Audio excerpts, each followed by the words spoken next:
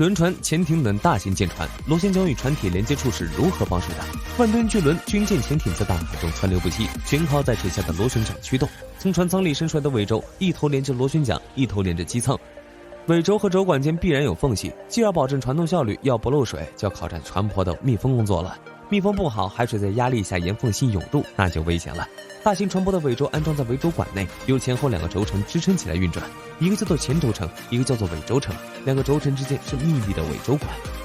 整个系统由尾轴管、尾轴承、密封装置、润滑和冷却系统构成。轴承的种类有很多，分水润滑、油润滑两类。水润滑轴承有铁梨木、桦木层压板、橡胶轴承等。油润滑轴承有白合金轴承、滚动轴承等等，这些轴承各有优缺点。比如橡胶轴承因弹性大，适合在内河、近海等含泥沙较多的水域使用；而白合金轴承、铁梨木轴承适合在海船上应用广泛。铁梨木是一种自然生长的珍稀木材，价格昂贵，做家具也是极好的。桦木层压板是它的替代品，在轴承与尾轴轴套之间有密封装置，担负着封水封油的任务。一类是接触式，另一类是非接触式。接触式用盘根、橡胶制平等填充在缝隙中，在压力下与尾轴和轴套紧密贴合。其中广泛应用的辛普莱克斯 Simplex 皮碗式密封装置，获各国船级协会认证，有 CX 基本型、BX 型、无污染 AX 型等。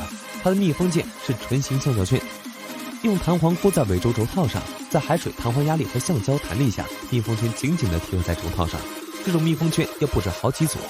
2. 非接触式，比如常见的端面密封是一种机械密封装置，端面密封里面有动环、静环，用耐磨材料制成。动环随尾轴一起转动，在流体压力和弹簧弹力作用下，动环与静环紧密贴合在一起，再配合辅助密封，就将海水封闭在船舱之外了。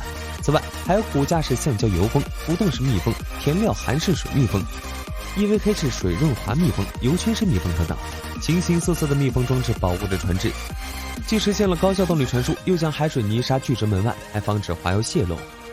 它不但用在了尾轴上，也用在了舵管、减摇旗这些与海水连通的零件上，是船舶最重要的装置之一。